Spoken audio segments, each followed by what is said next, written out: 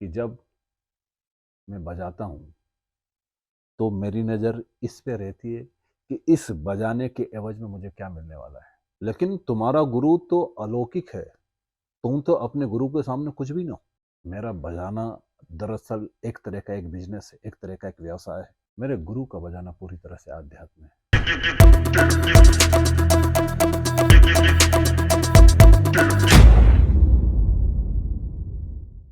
Hello everyone, my name is Ayushi Tomar और आप सभी का वेलकम है हमारे इस टॉक शो में जिसका नाम है टॉक विद मास्टर सीजन 2। हमारे सामने मौजूद है श्री दिनेश परिहार सर। तो सर, मेरा नेक्स्ट क्वेश्चन आपसे ये है कि क्यों तानसेन का संगीत उसके गुरु के सामने फिसड्डी साबित हुआ? कृपया समझाइए। एग्जैक्टली आपका क्वेश्चन संगीत के आध्यात्म से रिलेटेड है। हम सभी जानते हैं कि महान सम्राट अकबर तानसेन के संगीत को अक्सर सुना करता था, और हमने तो ऐसा भी सुना है कि तानसेन जब बजाता था, गाता था, तो दिए भी जल उठते थे। तानसेन के संगीत में अद्भुत आध्यात्म था, और अकबर ने इससे बेहतर संगीत न सुना था, न जाना था। एक बार जो तानसेन है वो बजा ही रहा था, बजा ही रहा था, बजा ही रहा था, और अकबर पूरी तरह से उसके संगीत में डूब चुका था, मंत्रमुग्ध हो चुका था। संगीत के खत्म होने के पश्चात अकबर ने तानसेन से एक क्वेश्चन किया कि जब तुम बजाते हो तो मेरा रोआ रोआ रोमांचित हो उठता है, मैं पूरी तरह से डूब जाता हूँ। ऐसा गजब का संगीत, ऐसा अद्वितीय संगीत मैंने आज तक न तो सुना है, न आज तक जाना है। और मैं तुमसे पूछ रहा हूँ, लेकिन मैं ये जानता हूँ कि तुमसे बेहतर संगीतज्ञ इस पूरी दुनिया में कोई और नहीं होगा। लेकिन मैं ये तुमसे जानना चाहता हूँ कि शायद तुम्हारा भी गुरु हो सकता है कि वो जीवित हो, और हो सकता है कि जब उसका शिष्य इतना अच्छा बजा रहा है तो हो सकता है गुरु भी इतना ही अच्छा बजाए। तो क्या तुम्हारा गुरु अभी इस वक्त मौजूद है, मतलब वो जिंदा है? तानसेन ने कहा कि हाँ वो है। अकबर ने कहा क्या तुम्हारे गुरु के संगीत को सुना जा सकता है? तानसेन ने कहा कि जरूरी नहीं कि सुना जा सके, क्योंकि उन्होंने सुनाना बंद कर दिया है। संगीत जितना भी सीखा जाना चाहिए था वो सीख चुके हैं। अब वो पब्लिक की फरमाइश पे, अब वो किसी के सामने किसी उद्देश्य, किसी आकांक्षा के साथ संगीत को नहीं सुनाते। अब उनकी जब अपनी कोई मौज होती है, अब उनकी जब कोई अपनी मर्जी होती है, उनके भीतर जब आनंद का आविर्भाव होता है तो वो संगीत को बजाते हैं, वो फिर गायकी कर लेते हैं। तो उनको ऐसा किसी रिक्वेस्ट से, जैसे आप मुझसे रिक्वेस्ट कर लेते हैं, उनको इस तरह की रिक्वेस्ट से नहीं सुना जा सकता। अकबर के तो कान खड़े हो गए। तानसेन उसके लिए सबसे ऊपर का एक संगीतज्ञ था, गाने और बजाने वाले थे। अब अकबर तो ये चाहने लगा कि जो तानसेन है उसके गुरु को किसी भी तरह से सुना जा सके।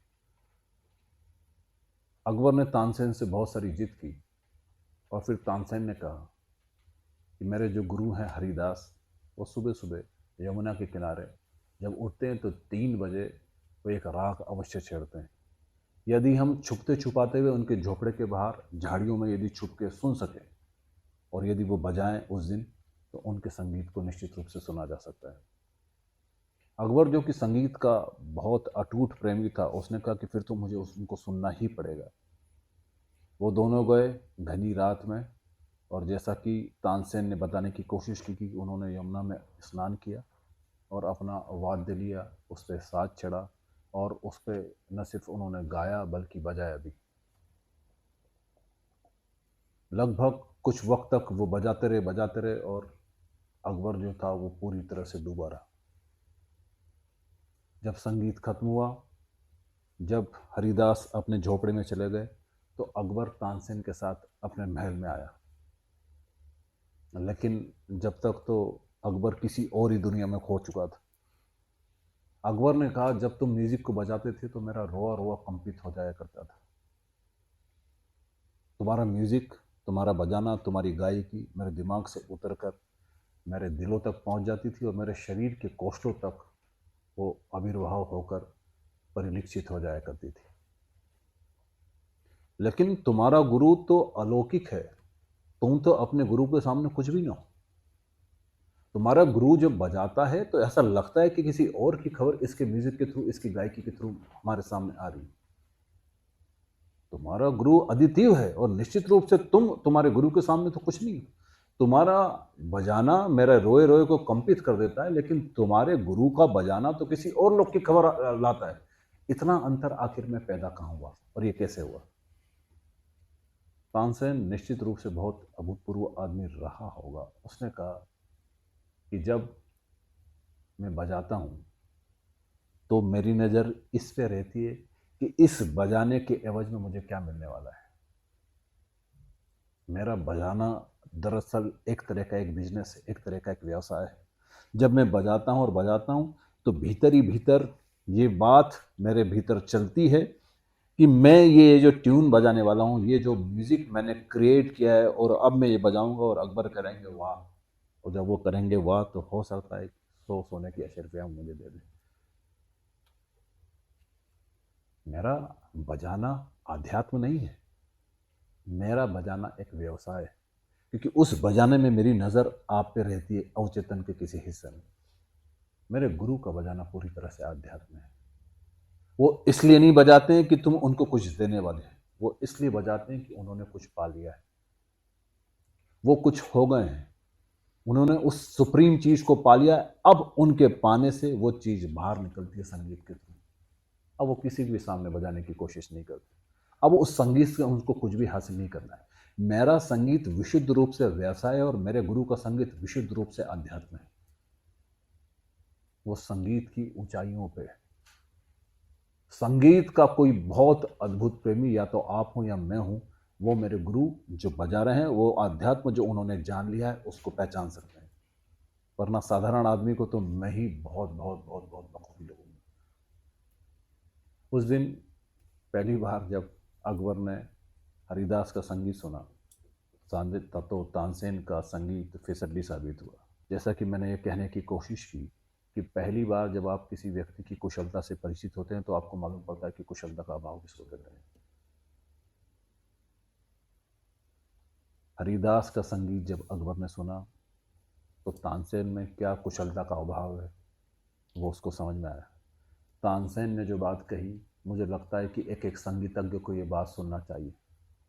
यदि वो टेक्निकली बहुत ही करेक्ट हो गए हैं, बहुत ही ज़्यादा करेक्ट हो गए हैं, और अभी भी उनके संगीत से आध्यात्म नहीं निकल पा रहा है, अभी भी यदि उनको लगता है कि भीतर से आध्यात्मिक उनका संगीत नहीं हो पा रहा है, तो फिर ये समझ लीजिए कि भीतर कहीं ना कहीं कोई गड़बड़ है।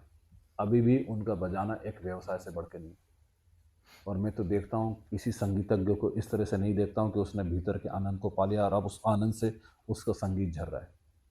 एक एक संगीतज्ञ वही पाने चाहता है कि मैं ये बजाऊंगा, मैं ये कॉन्सर्ट करूंगा, तो इसके बदले में क्या, जैसा कि तानसेन चाह रहा था। निश्चित रूप से कुछ लोग जो हैं वो कुछ हो गए हैं, चाहे वो धनुर्विद्या के मामले में हो, चाहे वो संगीत के मामले में हो, चाहे किसी और विद्या के मामले में। जहाँ उन्होंने एग्जैक्टली संपूर्णता को पा लिया है, वो भीतर से टोटल हो गए। अब उनकी कोई फलाकांक्षा नहीं है कि ऐस के बदले में मुझे इस तरह की कोई चीज़ें मिल जाए, ये मैं बजाऊं तो इसके बदले में ये पुरस्कार मुझे मिल जाए। उनका बजाना विशुद्ध रूप से आनंद का बहना है। तानसेन को ही सुनते, तानसेन पे ही यदि अकबर रुक जाता, चुक जाता, तो एक महान संगीत को वो कभी भी नहीं समझ सकता था। इसलिए कई बार मैं देख पाता हूँ कि हमें जहाँ लगता है कि ये सबसे सर्वोच्च, सबसे उच्चतम मामला है, लेकिन हम ये नहीं जानते कि इससे भी बेहतर बेहतर कुछ चीज़ें यहाँ पे लगातार मौजूद हैं। कुछ लोगों ने तो हिमालय की गुफाओं में, कुछ लोगों ने तो अपने आप को पूरी तरह से छुपा कर रखा है। और हमारे पास ध्यान की यदि पार की निगाहें हैं तो हम उन लोगों को ढूंढ सकते हैं जिन्होंने कि पूरी दुनिया से अपने आप को अलग कर लिया है। उनको खोजने की ज़रूरत है। दुर्भाग्य की बात है, न तो कोई न्यूज़पेपर वाला, न कोई इंसान उनको समझ सकता है। वो हमारे बीच में हो सकता है कि रहें, हमारे बीच में हो सकता है कि उठे बैठे, और हो सकता है कि उनके पास अपनी कला का कोई आध्यात्म मौजूद है। तो बहुत जीनियस लोग हमारे भीतर मौजूद हैं। मुझे लगता है कि इस शो के माध्यम से पहली बार लोग तानसेन के गुरु का नाम जानेंगे, वरना हम तानसेन पे ही ठहर गए थे। तानसेन निश्चित रूप से बहुत ही महानतम संगीतज्ञ है, जिसके के नाम पे बहुत सारी एकेडमीज हैं। जिसके कि नाम को हम संगीत में सबसे उच्चतम मामले पर लेते हैं, लेकिन हरिदास वो व्यक्ति है जो कि इतनी पब्लिसिटी नहीं पा सके।